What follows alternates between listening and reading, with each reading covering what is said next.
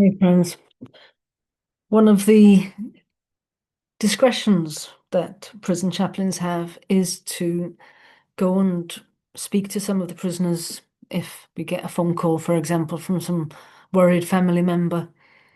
We might take some time out of all the other things we need to do and maybe just spend a bit longer with a prisoner than we might otherwise. And even perhaps offer a compassionate call sometimes so that they can speak to family members.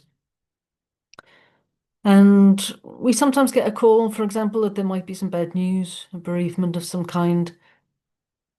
So obviously we have to check that with prison authorities. We would never do that without authority, but it's a judgment call in the end about when sometimes we might, on humanitarian grounds and compassionate grounds, provide that.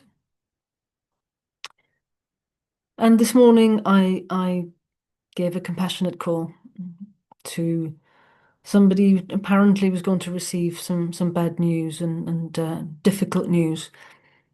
And for any of the prisoners who I speak to who have perhaps had suicidal ideation, severe mental health issues, especially then, we want to make sure that if there is going to be bad news, we're on hand to receive that alongside them and to be able to support them with that, really. And as I put through the call and put him in touch with this family member calling in, it quickly became apparent that there was no bereavement, there was no death. And for less than a minute, there was a hurried conversation about some practical issues around money and stuff.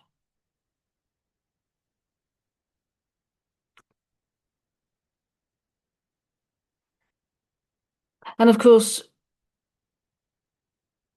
it just means that the next time somebody rings in with an urgent call, a compassionate call, all of those officers and all of us chaplains just pause and think, is this a real issue? Is this a real death in the family? Is this a reasonable request? Are they desperate?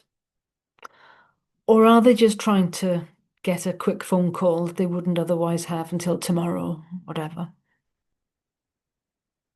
And it's the story of crying wolf, isn't it?